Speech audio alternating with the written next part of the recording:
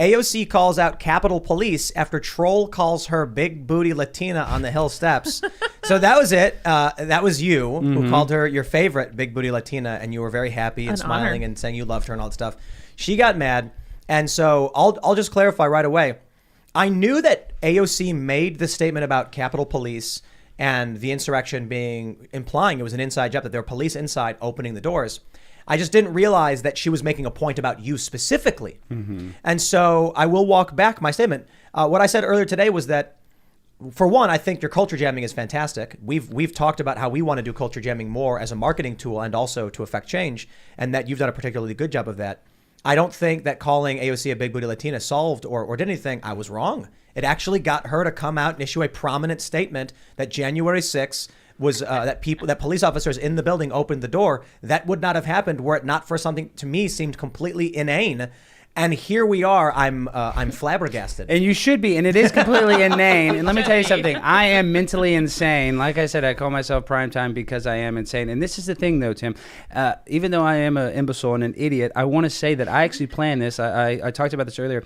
AOC constantly says that she's a victim of sexualization. She says that people on the right do not like her because they want to date her. There was a picture of her boyfriend, now fiance, in Miami with his feet. And everybody said, "Ooh, look at her gross feet." And she, of course, my point being is, for her, it's all about like image and looks, and that's why people don't like her. So my thought was, if I run into Ilhan Omar, I'm going to say, "I think you married your brother." Is that what happened? I had stuff, for each congresswoman of the squad, but for AOC, I said, instead of, like, I called out Adam Kinzinger and I called him, a traitor and a D-bag. But my point being is, when you call people out and you're kind of like aggressive, that doesn't work. That's not culture jamming. That's like being rude. So in my mind, I said, you know what? I'm going to give AOC what she wants. I'm going to bait her and I'm going to sexualize her. And actually, I called this on Sarah Gonzalez's show on The Blaze before. I said I'm going to call her Big Booty Latina, but I did it on purpose. So the reason why, I thought I would go to city council meetings at the very beginning, of the COVID pandemic, and I would talk seriously, and they wouldn't pay attention. They would look at me like I was an idiot, like a conspiracy, theorist, which I am, a tinfoil hat wearing.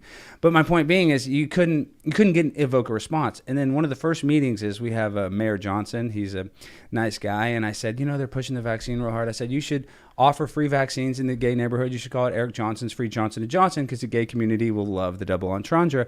And since you're the first openly gay mayor of Dallas, they'll really love it. He's not. He's married with kids. And he was shook. He was just, his face like a pumpkin. He was just like, what? And that's when I kind of realized, all right, I have to troll these people. And my comedic hero is Andy Kaufman. And what he did brilliantly is he blended the line of reality and fiction so you couldn't tell.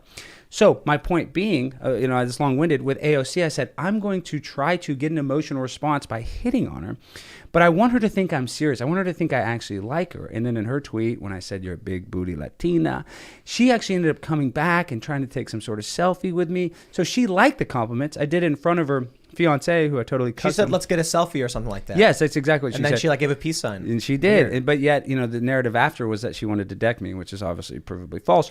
Well, she tweeted about it and deleted it. Because what was the first thing she tweeted? Well, she came out, her staffer came out after it happened, because they're like, who is this guy? And they came and took this picture right in front of my face. I said, I'm Alex Stein. I'm on The Blaze. Here's my business card. I'm not trying to hide. And then, of course, they didn't like that. And then when they figured out who I was, that I'm this right-wing troll, that, and I'll call myself a troll, I'm a goblin, I'm whatever adjective you want to call me, I agree with it. My point being is when I came out and I admitted who I was, that's when she was triggered. She just couldn't stand it that some right-wing guy, got her, and she didn't want to get got. So, of course, her ego was just totally shattered. So she had to create this new narrative that I said juicy or that I said ass, which I never said. The video proves that.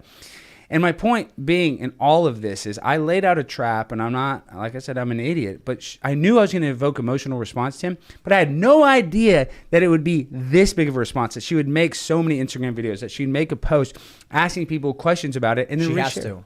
So I stand corrected. My thought was you did this thing, and what was the point? I understand your point now, and in fact, it triggered AOC to call out the police in the Capitol and directly implicate the 1-6 committee investigation, literally saying they're not investigating this. I don't feel safe. And wow, you put those pieces together and it's, I don't think you expected her to indict the 1-6 committee in response to you trolling her on she's notorious for saying people want to date her and things like that. And that's why I said that, though. Right. I stand corrected. And so the reason that we're seeing her response is because she has to bury her emotional reaction. She's probably getting a ton of heat from Democrats over what she said about the police in January 6th. And so she's leaning as heavily into the I was harassed thing as possible to dominate news coverage to shut down the 1-6 conversation.